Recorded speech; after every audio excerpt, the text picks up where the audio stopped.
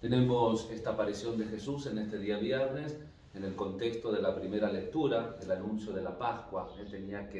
El anuncio de la salvación tenía que comenzar en Jerusalén hasta los confines de la tierra y con la fuerza y el poder resucitado, pero todavía en un mundo caduco, en un mundo que necesita la salvación. Nosotros necesitamos la salvación.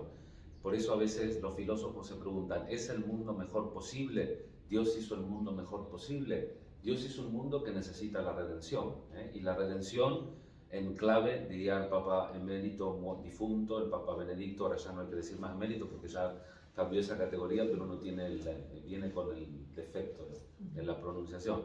El Papa Benedicto decía el tema de la teología dialógica, en diálogo. Dios no me obliga, Dios me dialoga, se me propone.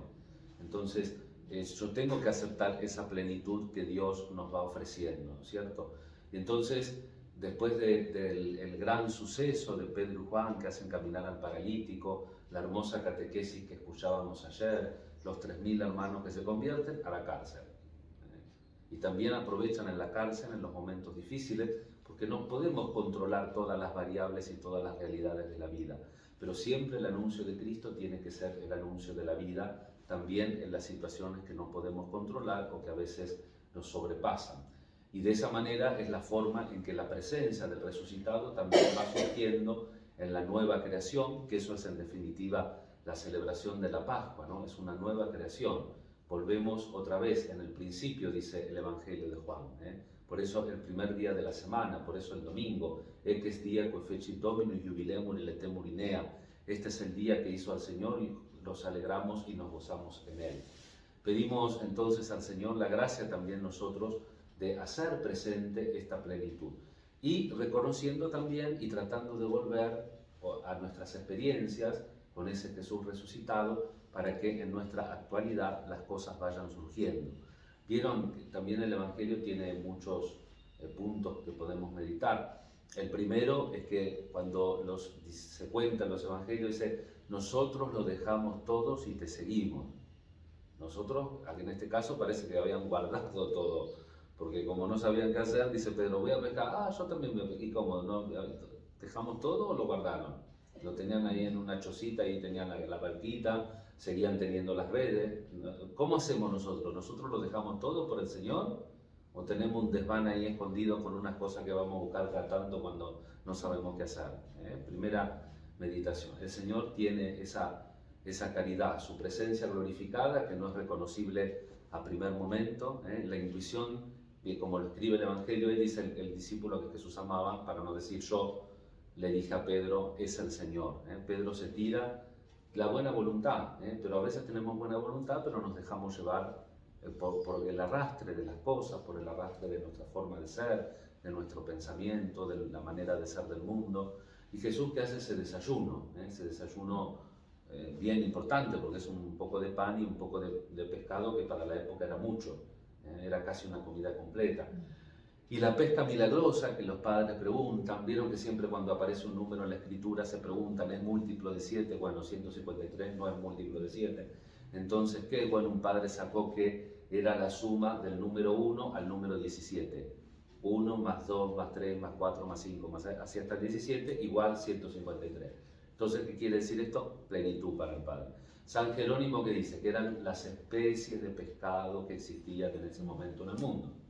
No sabemos, más o menos, pero también todas las ocurrencias que se hacen los antiguos escritores con este número implican o hacen referencia a la plenitud.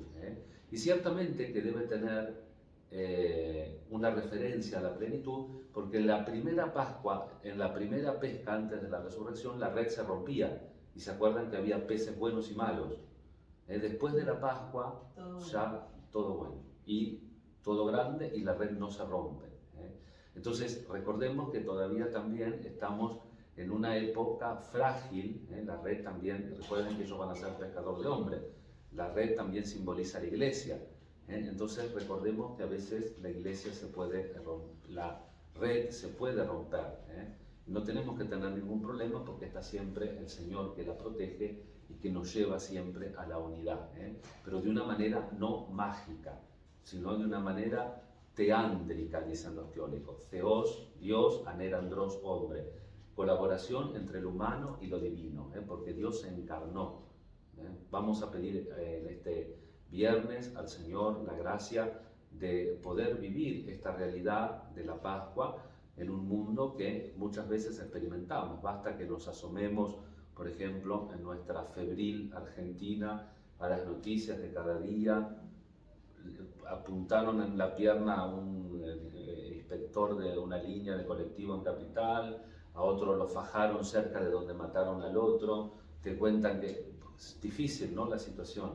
¿Y qué hacemos? ¿Nos escondemos? ¿Vamos a buscar el arcona donde tenemos las cosas guardadas que dejamos y nos vamos a hacer una pesquita? ¿O qué hacemos? ¿O seguimos, a pesar de los pesares, testimoniando la resurrección de Jesús?